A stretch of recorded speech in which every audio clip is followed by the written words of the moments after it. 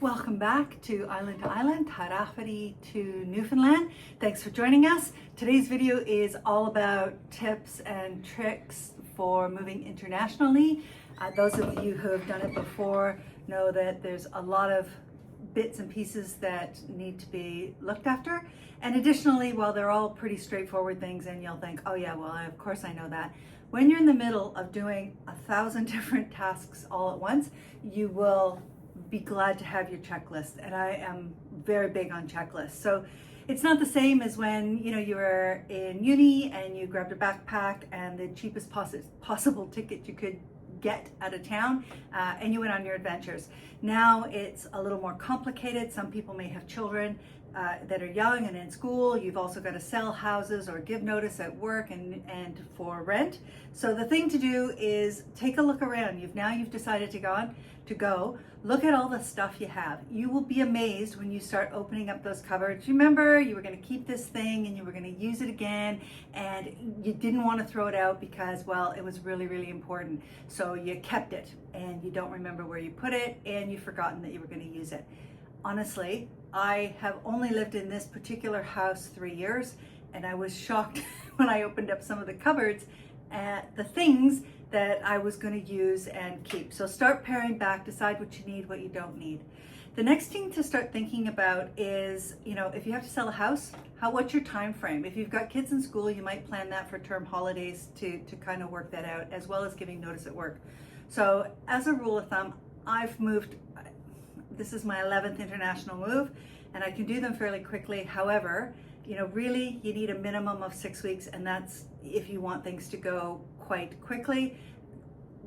3 months would be ideal, particularly if you're moving kids and animals.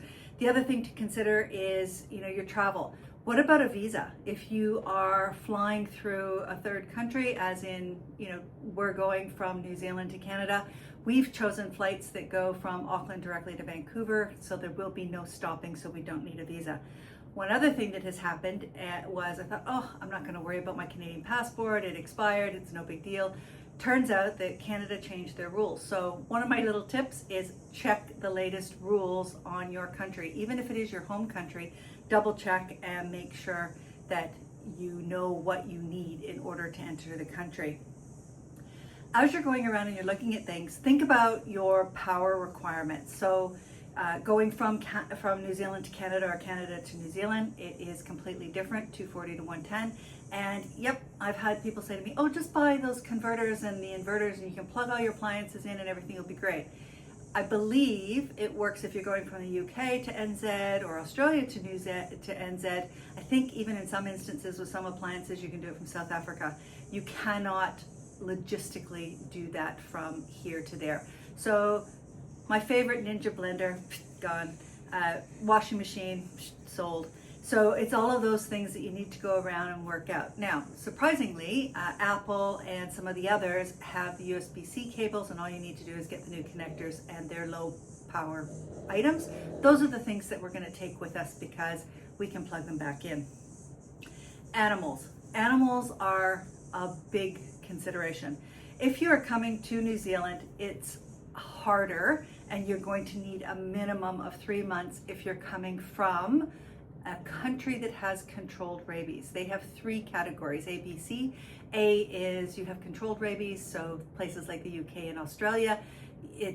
I have never moved an animal from there, but I'm told it's a lot easier because it's a controlled country. I have moved from Canada to New Zealand, and it takes a minimum of 3 months, and there are a lot of hoops that you have to jump through and a lot of paperwork that you have to get completed.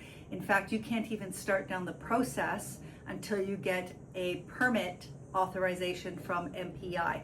So if you are coming from North America over to this side of the world, start your dogs early and don't mess up. The other thing that has changed is you no longer can book your own animal flights, at least in Canada or in New Zealand. You have to hire a third party to do that for you, so a pet transporter. That pet transporter, you turn your beloved over to them. They make sure that the correct paperwork has been done. Generally, they'll check it before they get the animal. And in this case, we have to have rabies shots done within 30 days of arriving in Canada. We also have to have a vet check within that 30 days. Not 31, MPI will not sign off, and MPI have to come to the airport and certify that the animal appears to be fit and that the paperwork from the local vet has been completed in accordance with their rules before they'll even let your animal get on the plane, which is why having the animal transporter, they'll make sure that that's okay. In our instance, our kids need to have rabies shots. Canada has a requirement to be done within 30 days of getting to Canada. Easy peasy because it's a $50 vaccine there. However, we're going to be traveling and I'm not sure that I'm going to meet that 30-day threshold. So we've gone back to the vet and having the rabies vaccine brought in. What is a $50 quick and easy vaccine in Canada is a $350 per animal in New Zealand. And even that, it isn't a all-encompassing, it's only rabies. In Canada, they do one shot and it has, like the ones you give your kids and what we had as children, MMR, all that sort of stuff. So make sure you've got your paperwork, make sure you've got the right pet transporter, that you're comfortable with them. There are a few, and we've done this a few times, so we continue to use the same people. They look after our animals beautifully, and in this instance, what we're going to do is we're going to send them ahead of us to Auckland, where they will spa and lounge about for a few days, having lovely walks and pets and strokes and having just a wonderful time while Peter and I jet through to Vancouver. The reason we're jetting through to Vancouver is so that we can get a vehicle, get our banking sorted out, and see our daughter. So that we're very excited about. When you're looking around at all the things you need to take, start to separate things out. So you'll sell off the things that you can make a little money on, donate some things, right down to your clothing. Consider what seasons you're going to have. You've contacted the moving company, you've chosen which moving company you're going to go with. Now, is it a sole container or are you going to go for a shared container?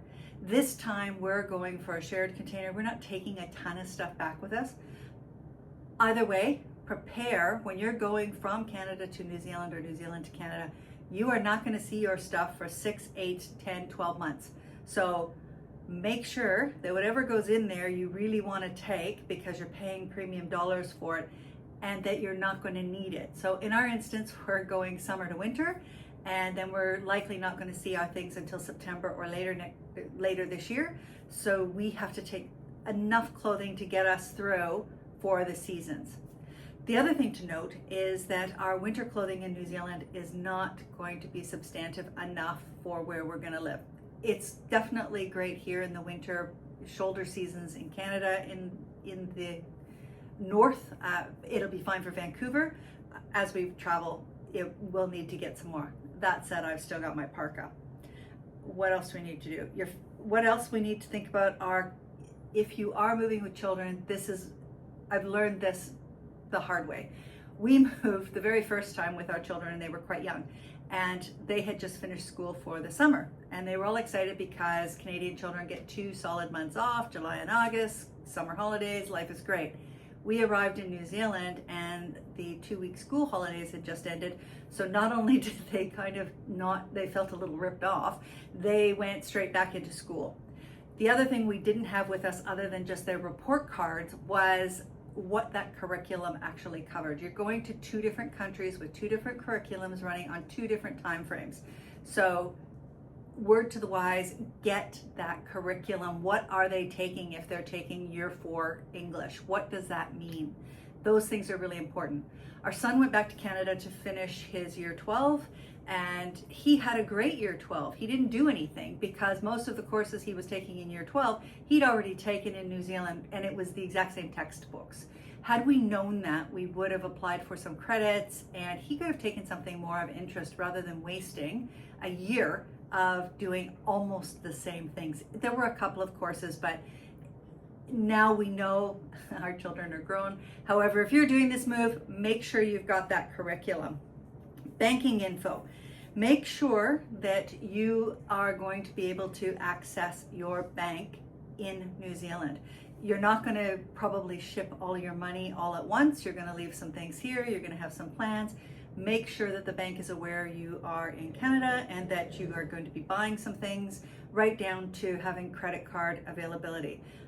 I recently went to pay for my ferry ticket, and my bank, and I'm in New Zealand, and my card was declined. So I couldn't book the ferry. I contacted the bank, they finally whitelisted it, I was able to do so, and then I've now logged my travel. Make sure you have enough prescriptions for 3 months. So if you're taking something that is continual, make sure you've got enough for 3 months when you're moving. In Canada, unlike New Zealand, when you arrive as a citizen or as a resident in New Zealand, you instantly have health cover. That's not the case in Canada. You have a 3-month stand down period. So it is different from province to province in that if you live in one province and you are shifting to another, you still need to get that 3 month of coverage, because each of the provincial plans has amounts that they cover for different procedures. So even moving from one side of the country to the other, you need to make sure you've got extra coverage in case you are ill or have an accident. So we have now just taken out 12 months worth of insurance.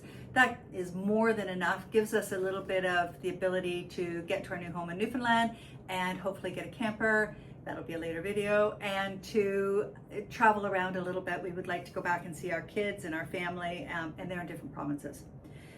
So the last thing to make sure that you've got is insurance.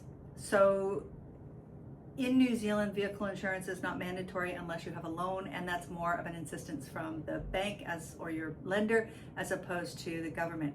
In Canada, vehicle insurance is mandatory, and if you are unable to provide a no claims letter from your insurer here that you've been continually insured, you will be rated 0. And vehicle insurance is very, very expensive in Canada. You want to get all the discounts you can.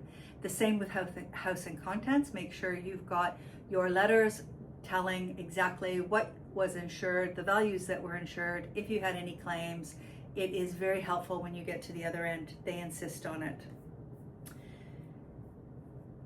I guess the last thing to do, and I think it's really important, is now you've made this move and you know you're going to go and there's a million details to take care of. Take a deep breath and try and enjoy the last days that you have in the country you're leaving. I love New Zealand and I'm so happy to live here. I'm very much looking forward to moving to Newfoundland and starting our new life there, and we've got lots of reasons for that. Connecting with family, being back in our country of birth. It's going to be a lot of fun, but I'm going to miss New Zealand, and I'm really going to miss all of my Kiwi friends and family here. So I've put together a bit of a checklist at the end of this video, so that if you little things to jog your memory if you're doing the move, hopefully it will be helpful. And next week's video, so you're aware, will be the dreaded packing and cleaning and getting the dogs ready and doing the spa. The dogs are going to the spa to get all cleaned up. What is it about travel and you get your hair cut and you make sure your nails are done, etc. before you get on the plane? The people at the airport don't care. They just want to make sure you've probably showered. But yep, we're all getting our hair cut. We're all going to make sure that we look great, get all of our paperwork together. So stay tuned for our next video. If you like this one, please hit subscribe and the like button. And if you have any questions or you've got any tips you think that we should add to the list, put it in the comment section. I'll add it to the list. I'll put the link in the video in the description with my little checklist that I've created at the back. So yeah, let's add it up. People, it's hard to move internationally, and if you haven't done it a lot of times, being organized is probably the key thing to do. So again, thanks very much for watching, and we'll see you next week.